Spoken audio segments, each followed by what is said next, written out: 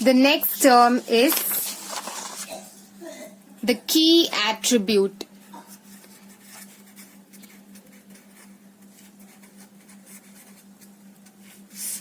So let me draw a table. The table's name is student. So in this table you're having 3 columns. The first column name is roll number. The second column name is name, and the last column name is age. So 1, 2, Rani and Rani are the names, 20 and 18 are their ages. Now for example, you take that in a class there are 70 students. More than one student can have the same name. Out of this 70, maybe 2 students are having the name Rani exactly. So if I'm going to tell Rani, I won't be able to get the entire row's values because there are 2 Ranis in this class. So there will be a confusion whether it is roll number 1 Rani or roll number 2 Rani. Next, even in age, this same problem will be there. They may have 2 students or more than 2 students may have same age. Now if one person's age is 18, maybe even 5 more students' age can also be 18. So now if I'm going to say the age as 18, if more than one student is having that 18 as their age, I'll get a confusion on choosing which record, because more than one record is having the same age. So I'll have a confusion. Should I choose the second row or the 4th row or some other row? So now if you take this roll number, it is going to be unique for every student. No 2 students can have same roll number. Therefore, I'm going to choose this roll number as the primary key. Now if I tell 1, roll number 1, then easily I can get that entire row's records. Similarly, if I'm going to tell roll number 10, that row's record I can easily get. So there won't be any confusion. That is the reason why I'm choosing this roll number as the primary key. The next term is strong entity set.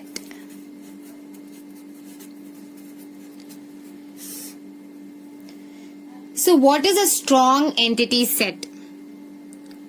If an entity means an object, if an entity is having a primary key, that is, if the entity's attribute is a primary key, so this entity will be having various attributes.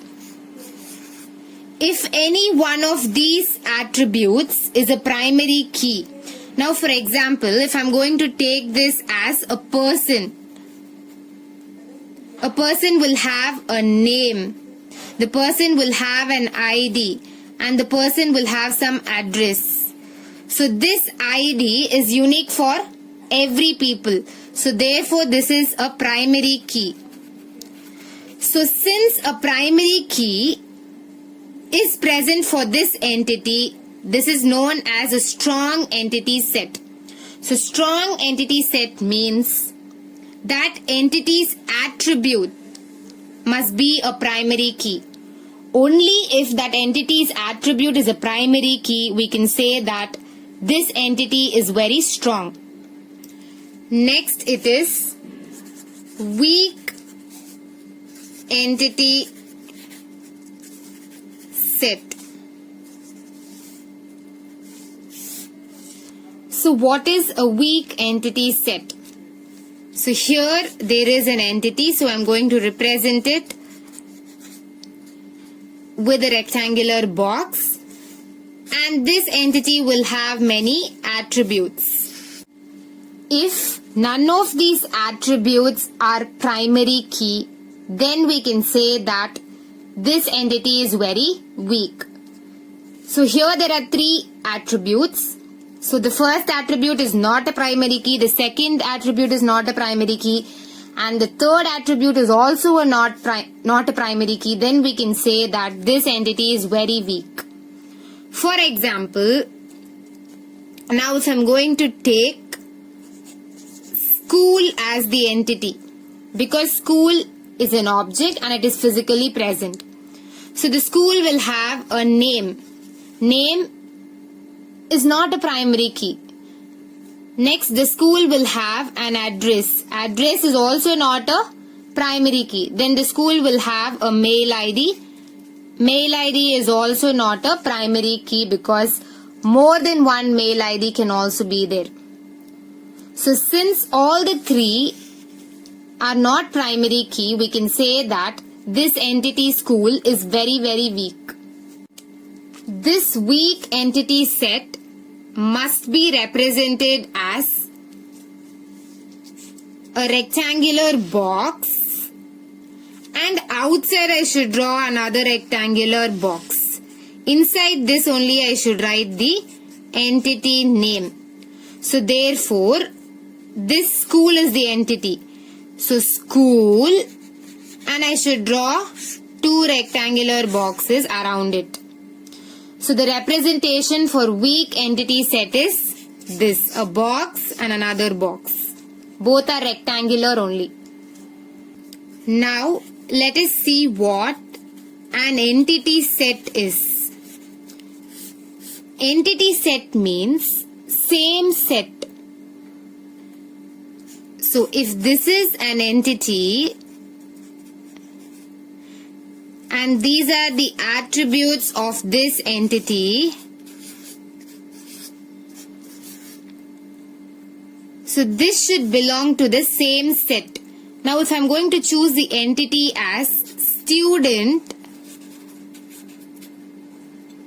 because student is an object and it is physically present, so therefore student is an entity and student will have various attributes. So we must write the attributes which are related to student only.